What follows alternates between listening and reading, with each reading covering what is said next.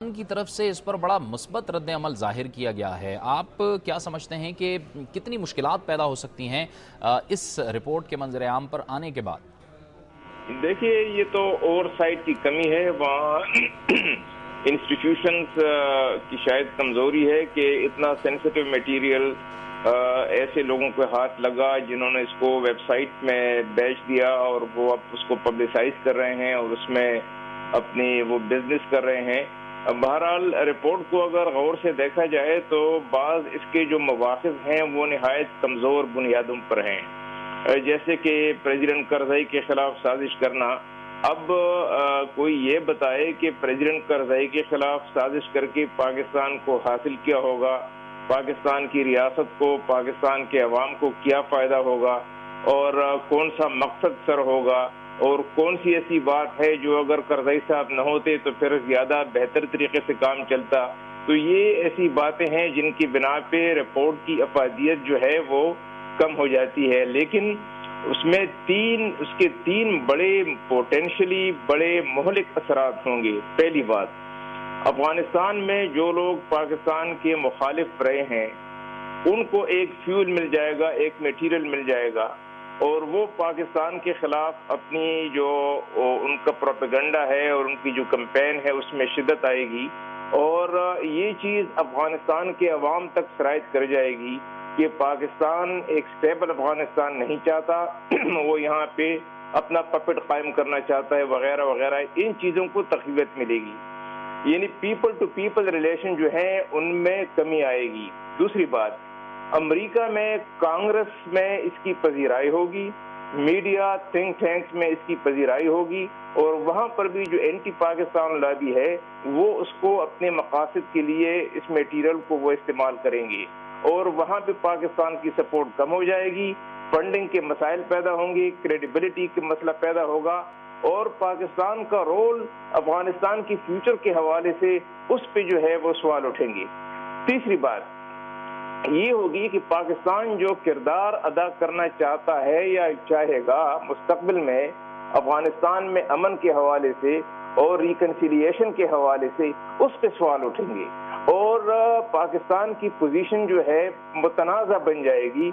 लिहाजा पाकिस्तान का जो किरदार है एज ए पीस ब्रोकर वो जो है खतरे में पड़ जाएगा। ये तीन इसके बड़े दूर रस मनफी असरात होंगे पाकिस्तान के लिए, पाकिस्तान की रियासत और उसकी पॉलिसी के लिए और अपने जो दो बड़े पाकिस्तान के जो ताल्लुकात हैं अफगानिस्तान के और अमेरिका से, उन पर जो मनफी असरात होंगे वो शायद महीनों में भी मुंदमिल न हो सके। लेकिन शाह साहब, हुकूमतों के दरमियान ताल्लुकात पर इसके असर पड़ेंगे और जैसे कि आपने फरमाया कि बड़ी मुश्किलात पैदा हो सकती हैं, इससे तो खुद जो अमरीकी एजेंडा है वो भी मुतासर हो सकता है। हुकूमतों पर असर इसलिए नहीं पड़ेगा कि अमेरिका नहीं चाहेगा कि पाकिस्तान और अफगानिस्तान की हुकूमतें इस रिपोर्ट की जद में आ जाएं, क्योंकि उसकी वजह से उसका अपना एजेंडा खतरे में पड़ सकता है जो वो नहीं चाहेगा। लिहाजा हुकूमत और हुकूमत के दरमियान ताल्लुकात तो शायद उसमें कुछ वो हो, कुछ पाकिस्तान डैमेज कंट्रोल करे अमेरिका के जबरदस्त दबाव की वजह से, चूंकि दोनों मुल्कों पर है। लेकिन जो लॉन्ग टर्म कॉन्सिक्वेंसेज हैं, इम्प्लीकेशंस हैं लोगों पीपल टू पीपल कॉन्टेस्ट के हवाले से, इदारों के कॉन्टेस्ट के हवाले से, उस पर बहुत ज्यादा मनफी असरात होंगे। शाह साहब, पाकिस्तान की हुकूमत को क्या करना होगा एक ऐसे वक्त में कि जब जाहिर है कि इस तरह का प्रोपेगेंडा किया जा रहा है, सियासी हमआहंगी भी बहुत कम नज़र आ रही है सियासी जमातों के दरमियान। फिर हालिया वाक़यात हुए हैं, मियाँ इफ्तिखार हुसैन वाला वाक़या, उनके बेटे को शहीद किया गया, फिर उनके दुआए मग़फ़िरत के आने वालों पर हमला किया गया।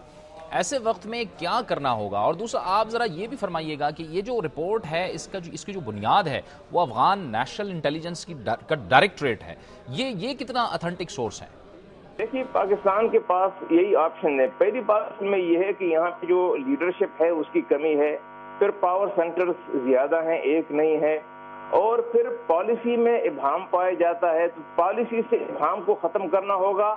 जो वार एंड टेरर के हवाले से पॉलिसी है उसको दोबारा देखना होगा, अपनी इंस्टीट्यूशंस को बेहतर बनाना होगा और 3-4 महाजों पे काम करना होगा। एक ये कि पाकिस्तान ने अपनी इतनी फोर्सेज डिप्लॉय की हैं, अगर ये डिप्लॉयमेंट न होती तो वहाँ क्या सूरत हाल होती। दूसरा ये कि पाकिस्तान ने मुसलसल पिछले 8 साल में रेजिस्टेंस के उन बड़े बड़े लीडरों को गिरफ्तार कर दिया है जिनकी वजह से हो सकता है कि अफगानिस्तान में अमन खतरे में पड़ जाता। तीसरा ये कि पाकिस्तान ने इंटेलिजेंस टू इंटेलिजेंस जितनी कोऑपरेशन की है शायद किसी और ने नहीं की है।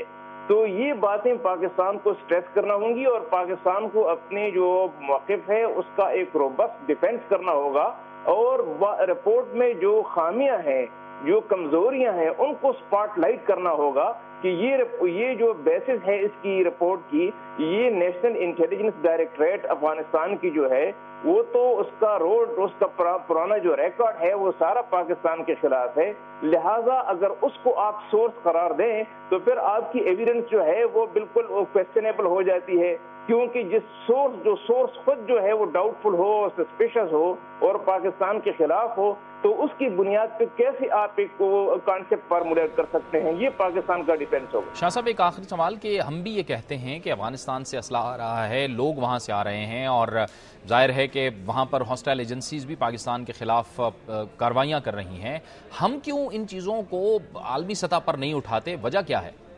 देखिए, वो तो अपनी जगह एक बात है, वो तो अगर हमारे पास वाकई ऐसे सबूत हैं या कोई एविडेंस है, डॉक्यूमेंटेड एविडेंस है, उसको तो पेश करना चाहिए। लेकिन मेरा ख्याल है कि ऐसा एविडेंस हमारे पास बहुत कम है।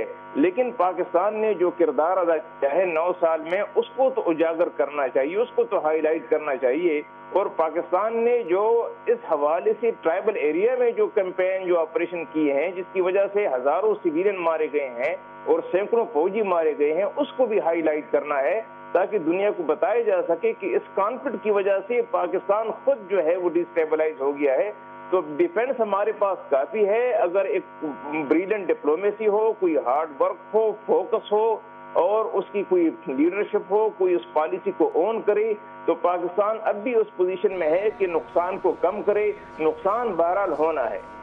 बहुत बहुत शुक्रिया रुस्तम शाह महमूद साहब। अफगानिस्तान में पाकिस्तान के साबिक सफ़ीर रुस्तम शाह महमूद हमसे गुफ्तगू कर रहे थे। वक्त हुआ चाहता है एक ब्रेक का, और ब्रेक के बाद हमारे इस प्रोग्राम का सिलसिला जारी रहेगा।